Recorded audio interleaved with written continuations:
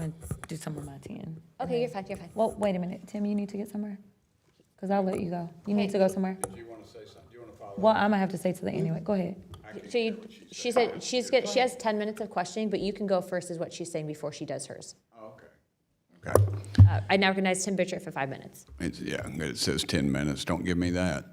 I'll have an altar call up here. Yeah.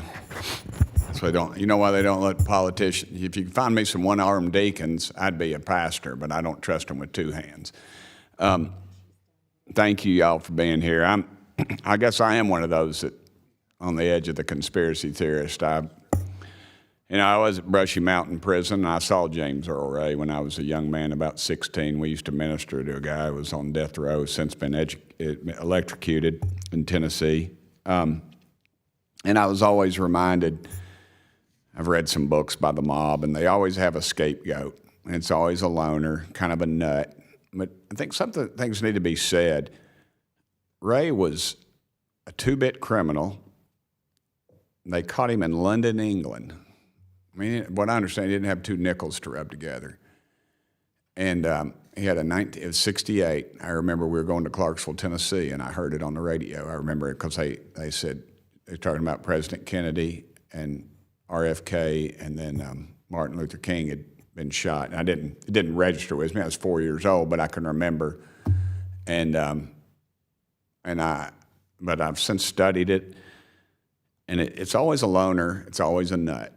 It just seems to me it's just too dadgum convenient. And the mob will tell you that's what they do. When they kill somebody, they always have a scapegoat.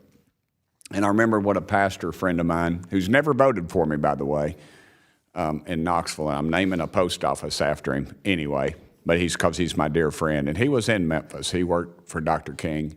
I guess he was 17 or 18 years old. And I always remember I was mayor of Knox County. I went to the NAACP breakfast or dinner that night, big fundraiser. And, they had me sitting at the head table. And I asked Middlebrook where he was sitting. And they said, they got me over here. And I said, well, Kelly and I, my wife and I, we're going to sit with you. And he said, why is that? And I said, because you run with the one that brung you. And I said, these kids are standing on your shoulders. They think civil rights is something on the History Channel or something. And we'd always have Middlebrook come eat dinner with us, lunch, with the young kids in my office at Calhoun's. And I remember my dear friend Colonel Julian said, preacher, how many times were you arrested in Memphis? And he said, Colonel, I think about 37.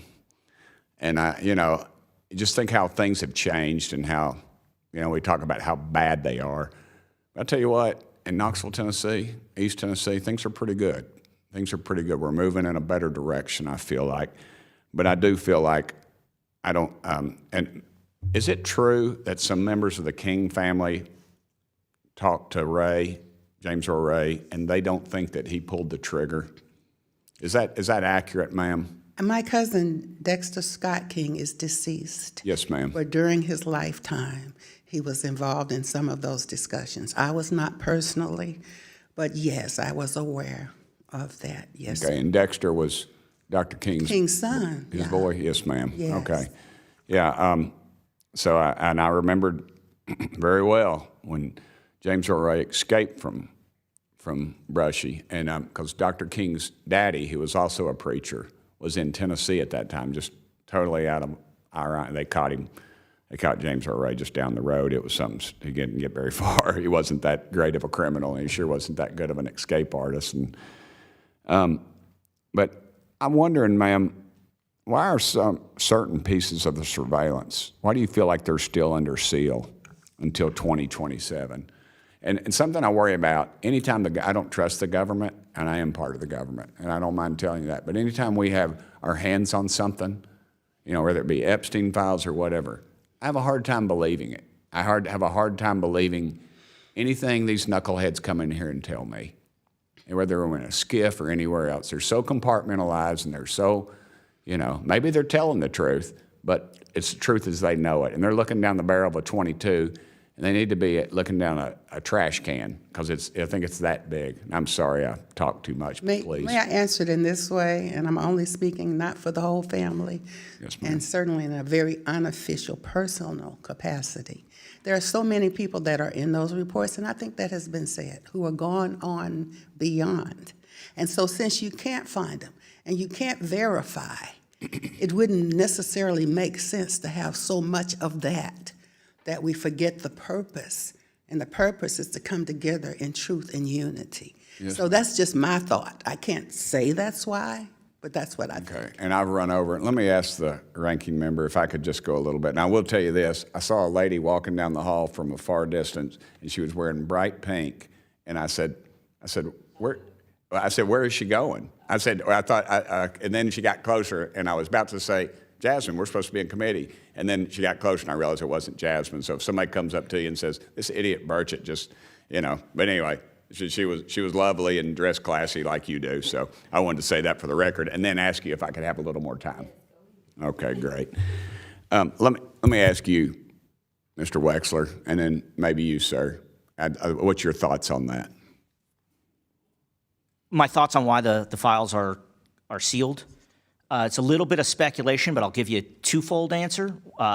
One, it was self-serving for the FBI. There was a time when, the public was really outraged when we found out that they were doing this stuff, and it's kind of, and should be. Let me stop deeply you right there embarrassing. real quick. I remembered when we had, we were doing something on JFK, and Rev Zim Luna is great about bringing this stuff in. We had a doctor that was in the emergency room with JFK, and he said, he even had a diagram, and he showed the two different bullets coming from two different directions in the diagram. Now, 10 years ago, that'd have been ABC, NBC, CBS, everybody would have blown it up.